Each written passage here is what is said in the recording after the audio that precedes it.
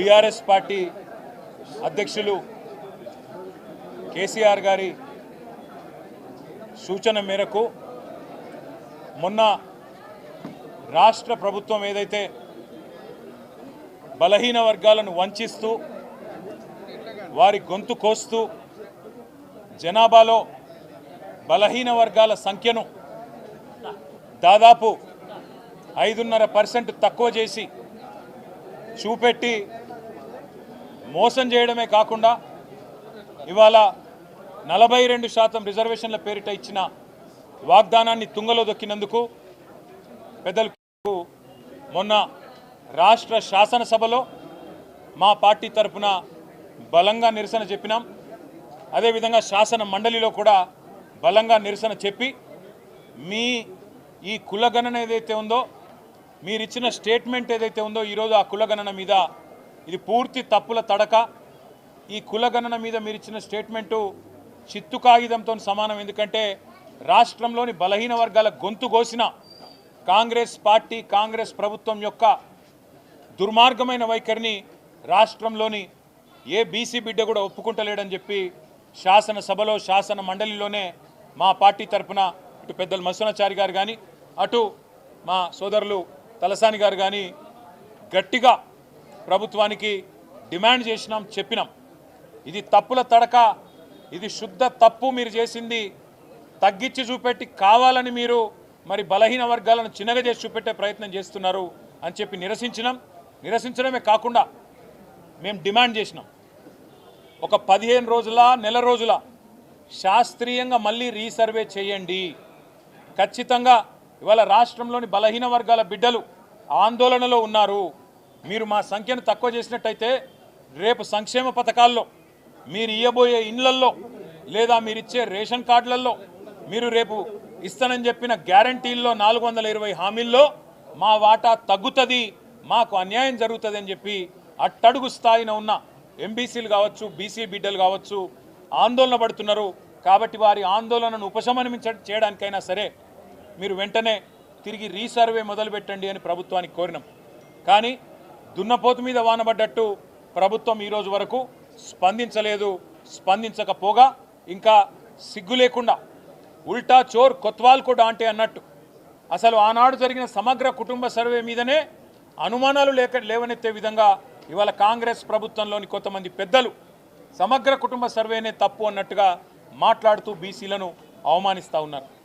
అది మాత్రమే కాకుండా కామారెడ్డిలో ఆనాడు పెద్దలు కర్ణాటక ముఖ్యమంత్రి సిద్ధరామయ్య గారిని ఆహ్వానించి ముఖ్య అతిథిగా రాష్ట్రంలోని బలహీన వర్గాల ఓట్ల కోసం బీసీ డిక్లరేషన్ పేరిట ఆనాడు కాంగ్రెస్ పార్టీ పెద్ద ఎత్తున వాగ్దానాలు గుప్పించింది. 1 కాదు 2 కాదు 42% రిజర్వేషన్లు ఖచ్చితంగా స్థానిక సంస్థల్లో అమలు చేస్తామని చెప్పింది కాంగ్రెస్ ప్రభుత్వం కాంగ్రెస్ పార్టీ. అట్లాగే 42% రిజర్వేషన్లతో పాటు ఈ రాష్ట్రంలో రాబోయే 5 ఏళ్లలో 1,00,000 కోట్ల బడ్జెట్ పెడతాం బీసీలకని చెప్పింది Congress party. BC sub plan తీసుకొస్తాం అని చెప్పి సిద్ధరామయ్య గారు నోటెంబడ చెప్పింది కాంగ్రెస్ పార్టీ. అదేవిధంగా ప్రభుత్వ కాంట్రాక్టులలో ప్రభుత్వ ప్రొక్యూర్మెంట్లో 42% బీసీలకే ఇస్తామని చెప్పింది కాంగ్రెస్ పార్టీ.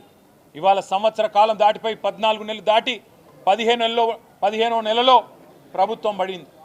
మరి 15 నెలల్లో కనీసం 15 పైసలు కూడా మీరు చెప్పిన బీసీ డిక్లరేషన్ కోసం కేటాయించిన పాపాన పోలేదు. 16 కార్పొరేషన్లు కొత్తగా బీసీ కులాల కోసం ఏర్పాటు చేసి ఒక్కొక్క కార్పొరేషన్కు 50 కోట్ల బడ్జెటు అని డైలాగులు కొట్టిండ్రు. కానీ 50 పైసలు కూడా ఈ పోయిన ఆర్థిక సంవత్సరంలో ఖర్చు పెట్టిన పరిస్థితి లేదు.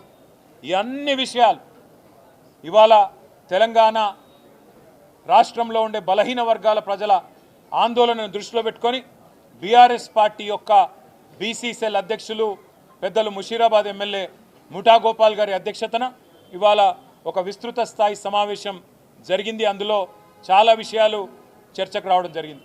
ఇవాళ ప్రాథమికంగా అనుకున్నది ఏంటి అంటే ఈ సమావేశం ద్వారా రాష్ట్ర ప్రభుత్వాన్ని బీఆర్ఎస్ పార్టీ డిమాండ్ చేస్తున్నది, నువ్వు మొట్టమొదలు ఈ రాష్ట్రంలోని బీసీ ప్రజలను క్షమాపణ అడుగు రేవంత్ రెడ్డి గారు అని డిమాండ్ చేస్తూ ఉన్నాం.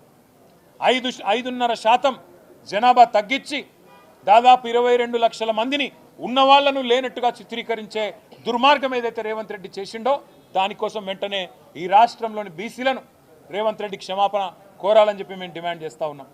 రెండవది, నీ కులగణన పూర్తి తప్పుల తడక, నీ పూర్తి అశాస్త్రీయం, అసంబద్ధం, అర్ధరహితం.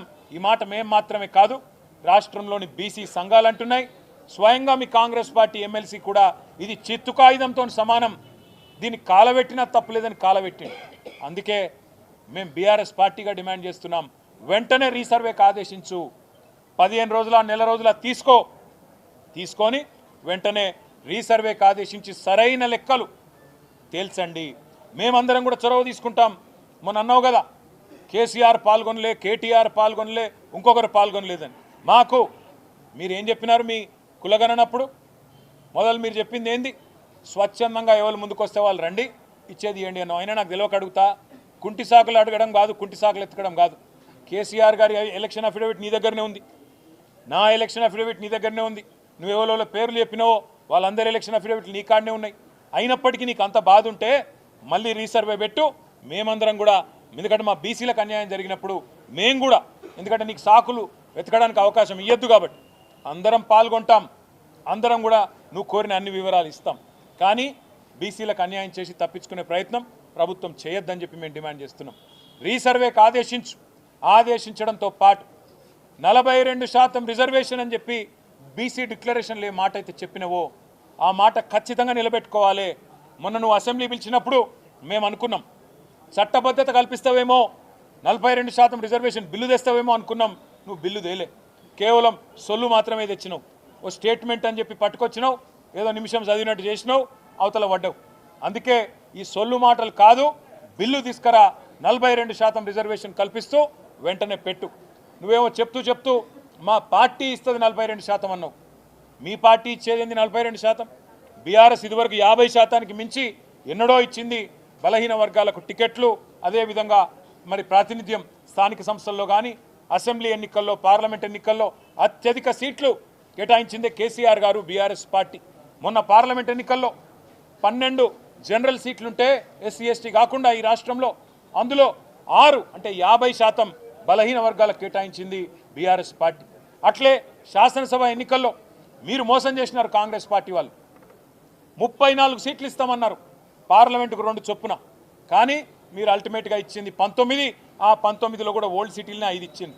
అందుకే అంటున్నాం, మీకంటే ఎక్కువ 34 సీట్లు చెప్పకుండానే బలహీన వర్గాలకు 34 సీట్లు ఇచ్చి మా చిత్తశుద్ధిని ఇదివరకే చాటుకున్నాం.